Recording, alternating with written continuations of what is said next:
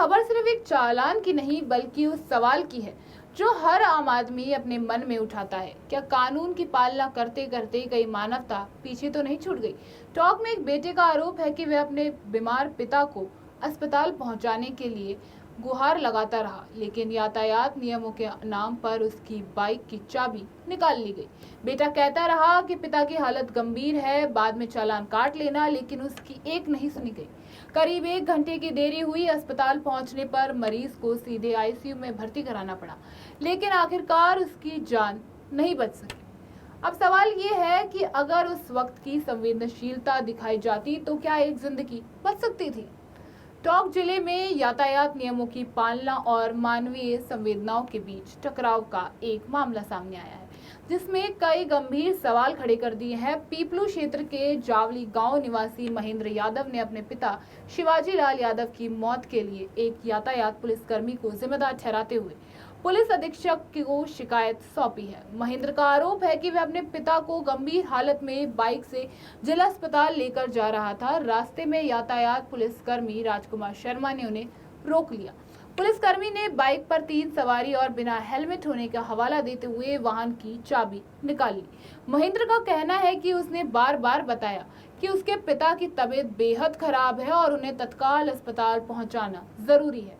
उसने यहाँ तक कह दिया कि वाहन का नंबर नोट कर लीजिए, बाद में चालान बना दीजिएगा, लेकिन उसकी बात नहीं सुनी गई। आरोप है कि चालान की कार्रवाई पूरी होने और बाइक वापस मिलने में करीब 1 घंटे का समय लग गया। इस दौरान पिता की हालत लगातार बिगड़ती रही। महेंद्र के अनुसार घबराहट और ब्लड प्रेशर बढ़ने के कारण उन्हें रास्ते में पेड़ के नीचे लिटाना पड़ा।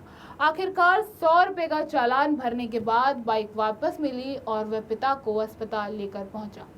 अस्पताल पहुंचने पर चिकित्सकों ने मरीज को गंभीर स्थिति में देखते हुए उन्हें तत्काल आईसीयू में भर्ती कर लिया, लेकिन तमाम प्रयासों के बावजूद उनकी जान नहीं बच पाई। हम पिताजी को दिखाने आए थे टोंक, जो छावनी में पकड़ लिया हमारी गाड़ी को। 20 मिनट का टाइम में उनकी डेथ हो गई। कहाँ आए थे, क्यों आ रहे थे, कहाँ से आ रहे थे? नातड़ी गए थे, नातड़ी से उनके सिर में दर्द हुआ तो टोंक आ गए, सीने में दर्द हुआ और वह छावनी में हमारी गाड़ी पकड़ ली। हाथा जोड़ी बहुत की थी, लेकिन गाड़ी छोड़ा नहीं उन्होंने।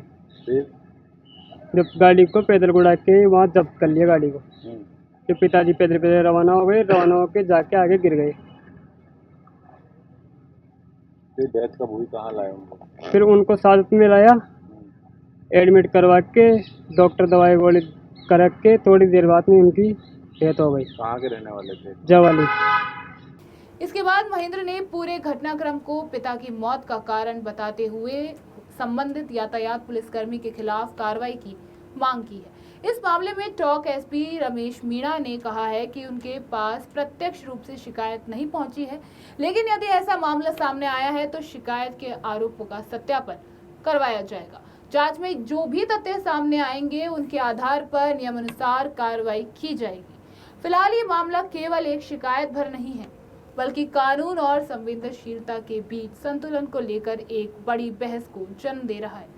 सवाल यही है कि सड़क सुरक्षा के ये नियम जरूरी है, लेकिन क्या किसी आपात स्थिति में मानवीय दृष्टिकोण को भी उतनी ही प्राथमिकता मिलनी चाहिए?